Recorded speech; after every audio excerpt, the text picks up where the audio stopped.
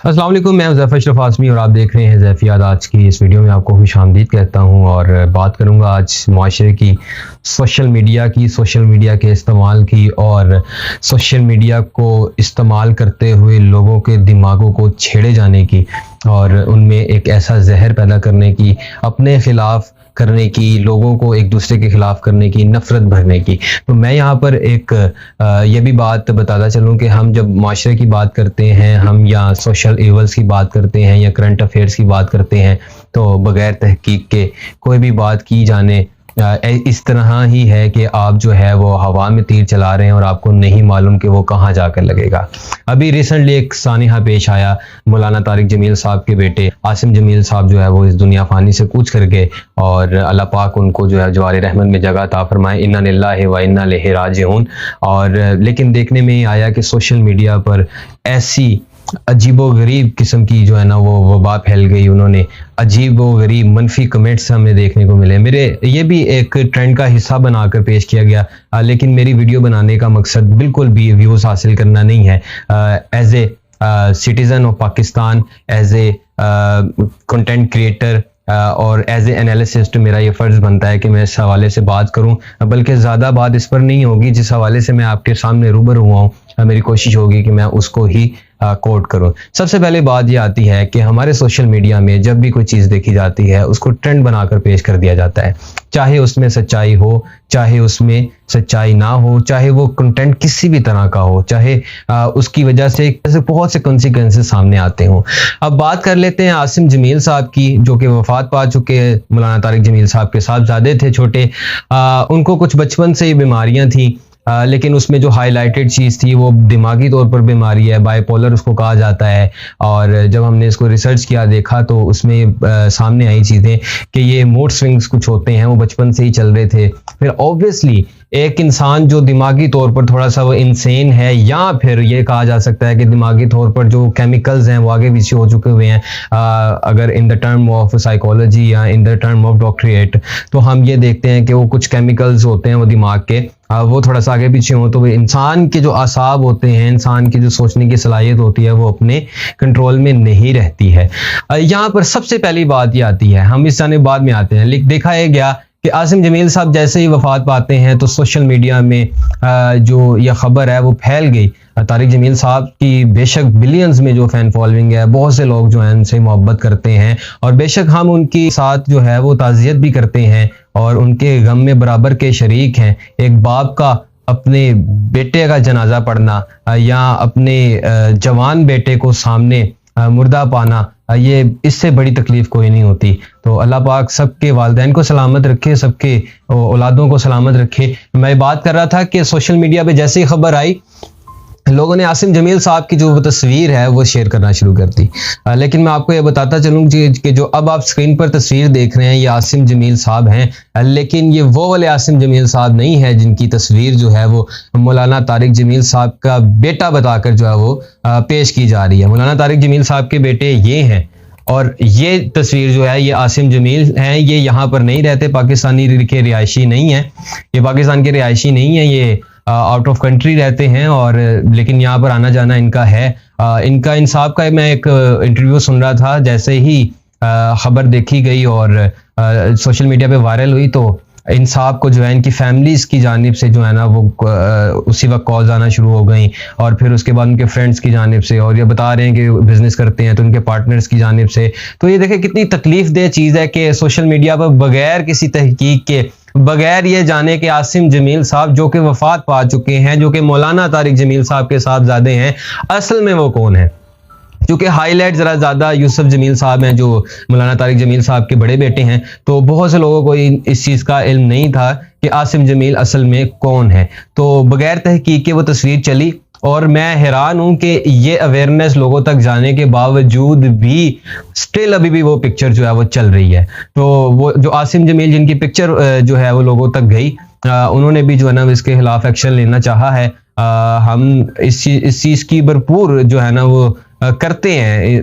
हम इनके साथ हैं कि इस तरह का जब भी कोई वाकया पेश आता है, हम देखते हैं कि आए दिन कभी किसी एक्टर को जो है ना वो सोशल मीडिया पे उसकी पिक्चर लगाकर कभी कभार तो मजाक के तौर पर कोई तहरीर लिखी जाती है या कभी किसी और तरीके से तहरीर लिखी जाती है और वो वायरल कर दी जाती है कि ये वफात पा चुके हैं।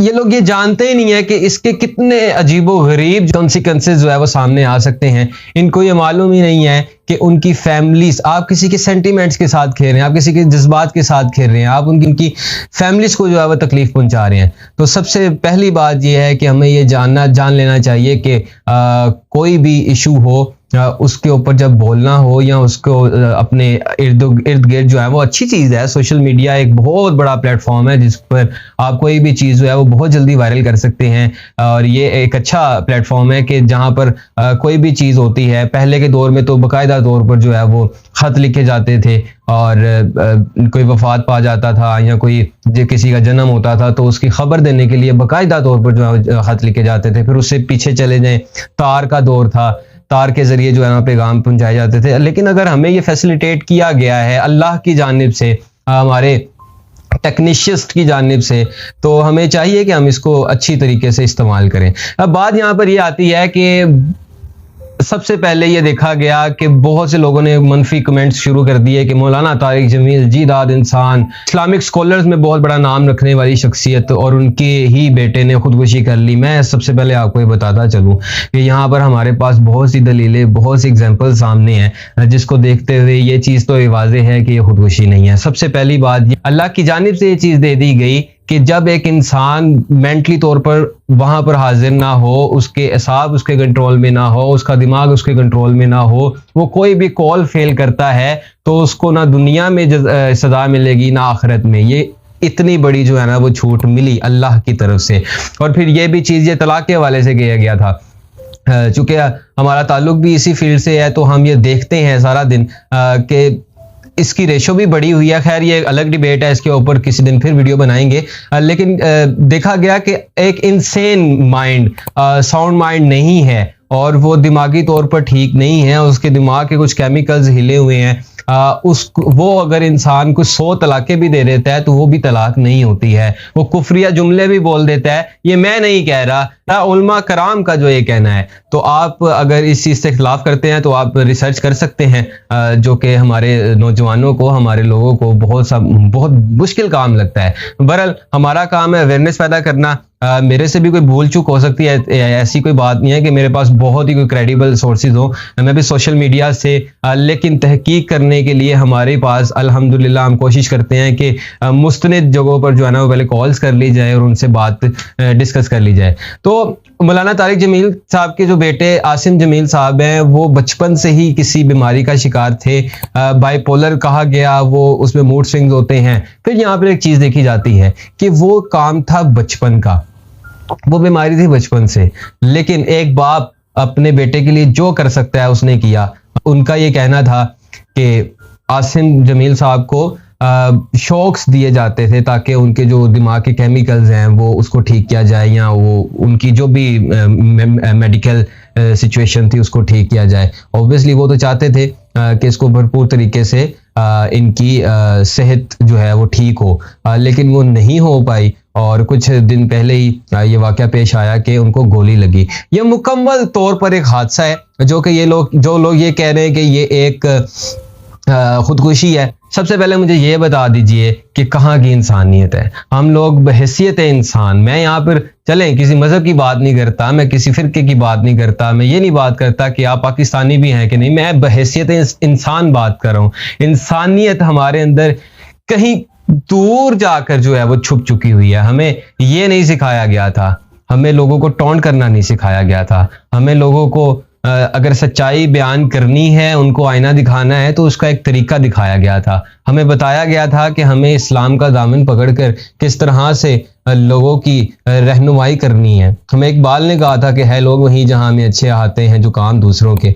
हमें यह तो नहीं कहा गया था कि जब किसी के घर में वफात हो तो उसकी ताज़ियत करने की बजाय आप उन पर तानाजनी शुरू कर दें। हमें यह बिल्कुल भी नहीं सिखाया गया था।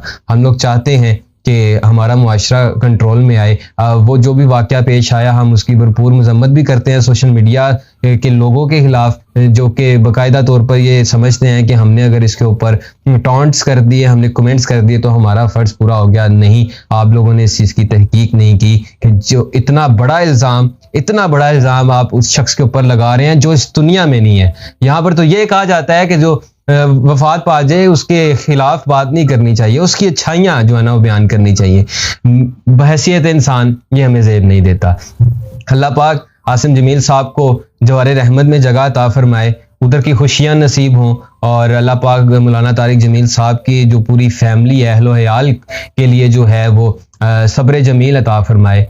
पूरी दुनिया में किसी भी बाप को ये दुख ना देखना पड़े कि एक जवान औलाद उसको छोड़ के जाए। अल्लाह पाक हम सबका हामी और नासिर हो। हमें अपना किरदार माशरे में अच्छे तरीके से निभाना होगा। बहुत शुक्रिया। अल्लाह हाफिज़।